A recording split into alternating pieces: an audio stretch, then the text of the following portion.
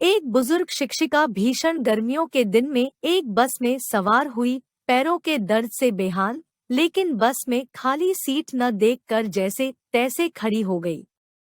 कुछ दूरी ही तय की थी बस ने कि एक उम्रदराज औरत ने बड़े सम्मानपूर्वक आवाज दी, आ जाइए मैडम, आप यहाँ बैठ जाएं, कहते हुए उसे अपनी सीट पर बैठा दिया। खुद वो बेहद साधारण सी औरत बस में खड़ी हो गई। मैडम ने दुआ दी, बहुत बहुत धन्यवाद, मेरी बुरी हालत थी सच में। उस महिला के चेहरे पर एक सुकून भरी मुस्कान फैल गई। कुछ देर बाद शिक्षिका के पास वाली सीट खाली हो गई, लेकिन महिला ने एक और महिला को, जो एक छोटे बच्चे के साथ यात्रा कर रही थी और मुश्किल से बच्चे को ले जाने में सक्षम थी, को उस सीट पर बिठा दिया। अगले पड़ाव पर बच्चे के साथ महिला भी उतर गई, सीट खाली हो गई, लेकिन नेकदिल महिला ने खुद बैठने का लालच नहीं किया। उसने फिर बस में चढ़े एक कमजोर बूढ़े आदमी को उस सीट पर बैठा दिया जो अभी अभी बस में चढ़ा था। कुछ दूर जाने के बाद सीट फिर से खाली हो गई।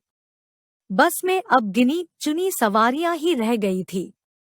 अब उस अध्यापिका ने महिला को अपने पास बिठाया और पूछा, सीट कितनी बार खाली हुई है लेकिन आप लोगों को ही बैठाते रहे, खुद नहीं बैठे, क्या बात है?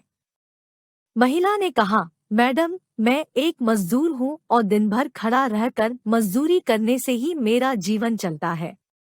इसके साथ ही मेरे पास इतने पैसे नहीं हैं कि मैं कुछ दान पुण्य या दूसरा परोपकार का काम कर सकूं, तो मैं क्या करती हूँ कि कहीं रास्ते से कूड़ा करकट उठाकर एक तरफ कर देती हूँ, कभी किसी जरूरतमंद को पानी पिला देती हूँ, कभी बस में किसी के लिए सीट छोड़ देती हूँ। फिर जब सामने वाला मुझे दुआएं देता है तो मैं अपनी गरीबी भूल जाती हूँ। दिन भर की थकान दूर हो जाती है।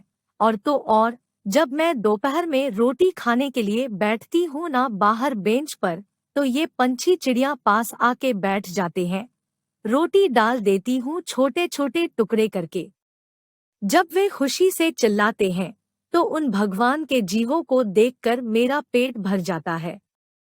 पैसा रुपया न सही, सोचती हूँ दुआएं तो मिल ही जाती है ना मुफ्त में। फायदा ही है ना, और हमने लेकर भी क्या जाना है यहाँ से। शिक्षिका अवाक रह गई। एक अनपढ़ सी दिखने वाली महिला इतना बड़ा पाठ जो पढ़ा गई थी उसे